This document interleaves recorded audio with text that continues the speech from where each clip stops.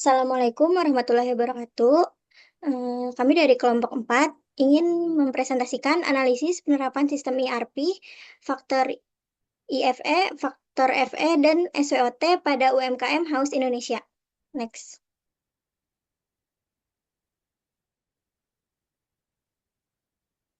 Dengan beranggotakan saya sendiri, Anita Pramedista Juharsa dengan CP 197, lalu ada Ina Gumeta dengan CP 213, lalu ada Muhammad Alwi Sihab dengan CP 227, lalu ada Neti Wanti dengan CP 230, lalu ada Surya Ningsi dengan CP 242.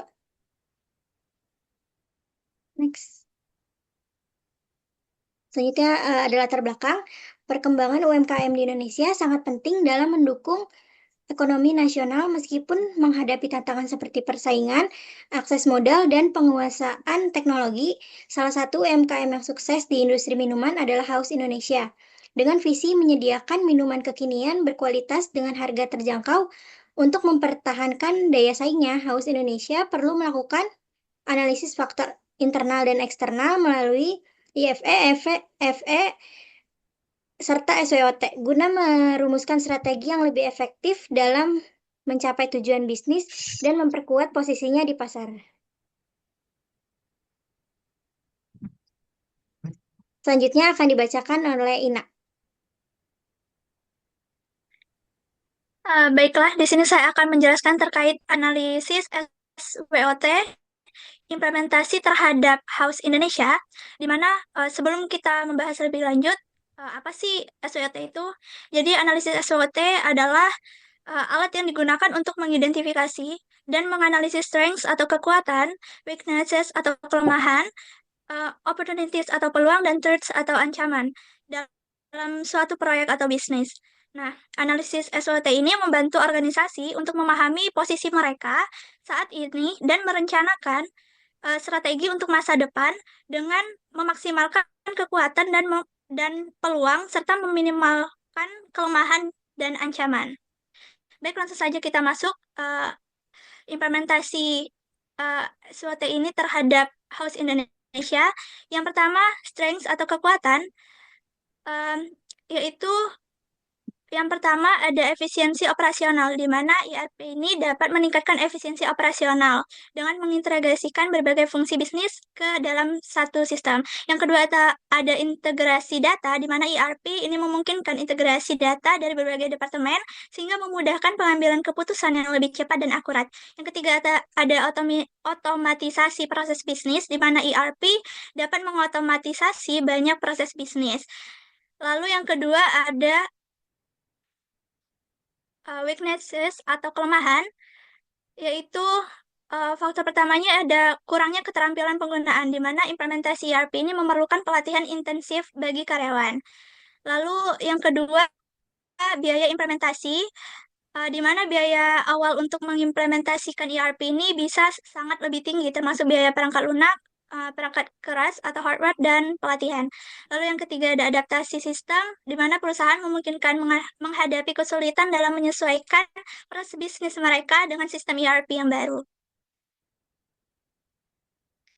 Lalu yang uh, analisis SWOT, yang ketiga yaitu opportunities atau peluang, um, yaitu terdiri dari peningkatan daya saing, di mana dengan data yang lebih baik dan analisis yang lebih mendalam, perusahaan ini dapat meningkatkan daya saing mereka di pasar. Kedua, ada ekspansi pasar, di mana ERP dapat mendukung ekspansi pasar dengan menyediakan informasi yang diperlukan untuk membuat keputusan strategis. Yang ketiga, ada perbaikan manajemen persediaan, di mana ERP dapat membantu mengoptimalkan manajemen persediaan, mengurangi biaya penyimpanan, dan meningkatkan layanan pelanggan. Dan yang terakhir, yaitu threats atau ancaman, terdiri dari perubahan regulasi, yaitu perubahan regulasi dapat mempengaruhi berbagai ERP. Hal ini harus diimplementasikan dan digunakan. Lalu yang kedua ada keamanan data, di mana implementasi ERP membawa risiko keamanan data yang harus dikelola dengan baik untuk mencegah kebocoran informasi. Dan yang ketiga ada persaingan dengan teknologi lebih canggih, di mana pesaing yang menggunakan teknologi lebih canggih dapat menjadi ancaman bagi perusahaan jika tidak terus berinovasi. Selanjutnya ada perhitungan EVAS dan IVAS.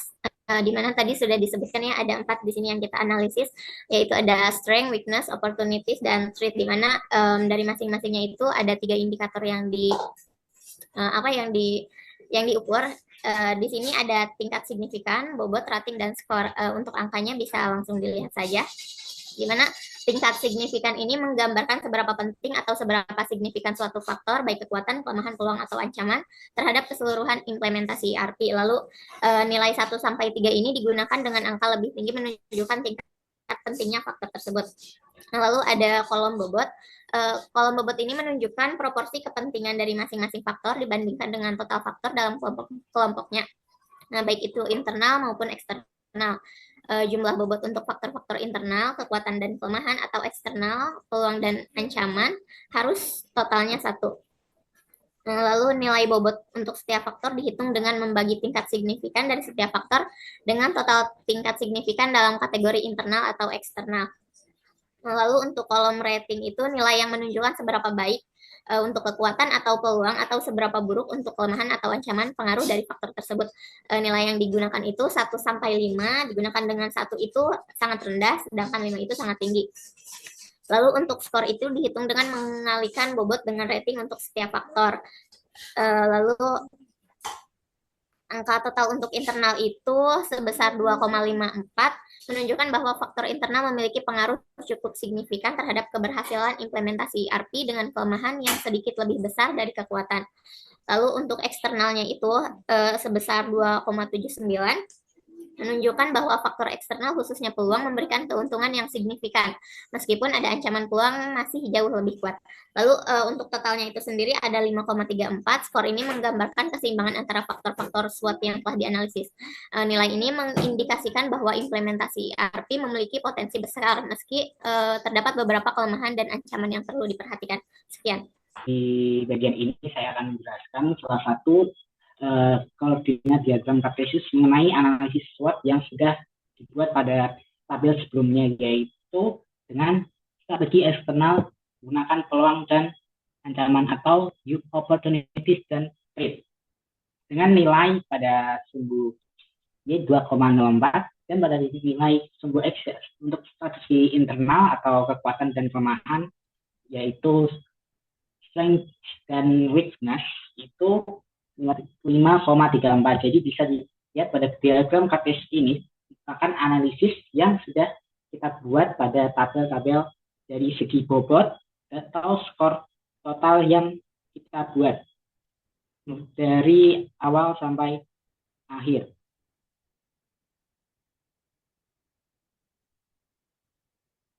Untuk ratingnya sendiri juga sudah tercantum pada tabel atau gambar sebelumnya dari tab bobot, strength, weakness, opportunities, dan threats. Ya, untuk skor masing-masing dengan total skor strength itu di angka 1,22. Untuk weakness sendiri itu totalnya berada pada 1,32. Dan untuk opportunity sendiri itu total dari skornya yaitu 2,04.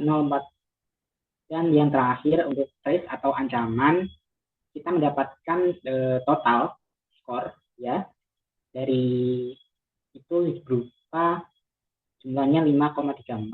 Jadi bisa dilihat pada diagram kartesius ini total keseluruhan yang sudah kita jumlahkan pada analisis SWOT itu strength, weakness, opportunities, dan threat.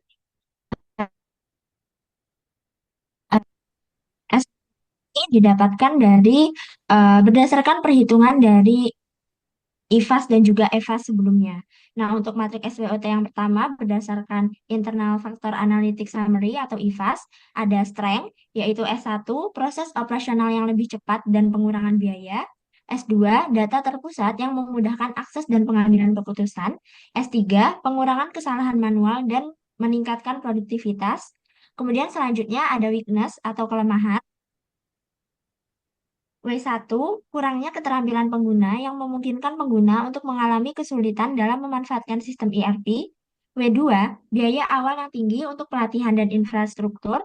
W3, proses transisi ke sistem baru dapat mengganggu operasional karena perlu adanya adaptasi.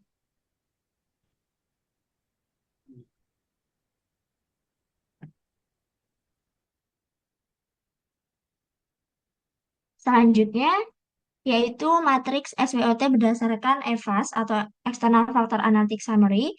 Yang pertama ada opportunity atau peluang. O1 dengan menggunakan ERP dapat memberikan keunggulan kompetitif. O2 memungkinkan perusahaan untuk memasuki pasar baru dengan lebih efisien. O3 ERP dapat meningkatkan visibilitas dan pengelolaan persediaan. Selanjutnya ada threats atau kelemahan. T1, peraturan baru dapat mempengaruhi operasional dan biaya. T2, risiko keamanan data seperti pelanggaran data yang dapat merusak reputasi. T3, persaingan dari perusahaan lain yang lebih cepat beradaptasi dengan teknologi baru.